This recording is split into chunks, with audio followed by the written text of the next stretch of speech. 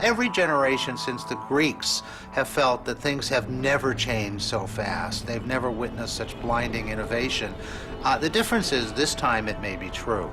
And we anticipate even more powerful changes in the next 10 years, up to 2020. To really understand how the Internet's going to change our lives in the future, we can look briefly at what it's done to this point. The Internet, even though it's technically 40 years old, for the way most of us are using the Internet, it's about 15. And the majority of the billion users around the world have been on less than that.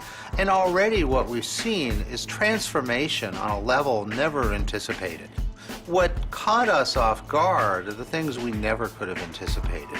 User-generated content, that literally every one of the billion and more people who are online could become publishers. To paraphrase Andy Warhol, Internet users don't care anymore about 15 minutes of fame. What they're interested in is 15 megabytes of fame. We think advertising is really essential to the support of digital content. There's only 3 ways to acquire content. You can steal it, and even those who steal it acknowledge that's not a very good business model. You can pay fees or subscriptions, or you can get it accompanied by advertising. And we believe that most digital content, at least in the next 5 to 8 years, if it's going to survive, is going to be through advertising. You know, one of the things we've seen since the early days of television is people talk about how much they don't like advertising. And yet, when you ask them if they're willing to pay fees or subscriptions to avoid that advertising, they're not. So we really believe, with all of the digital content that's out there, that people will prefer advertising to fees.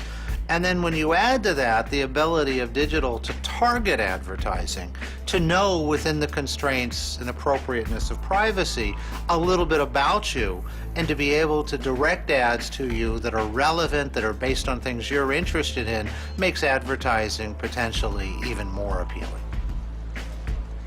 You can actually, literally direct, if there's 4 sets in the house and 4 different people watching it, a different ad to each set in the house based on who's watching it.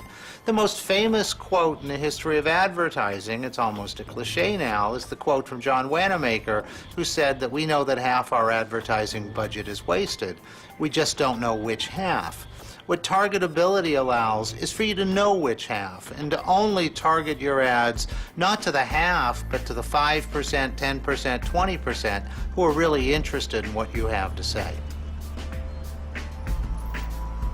I don't think everything is going to be free. I think a lot of things are going to be free with advertiser support, but I think there's going to be some content that is so uniquely valuable that people will be willing to pay for it.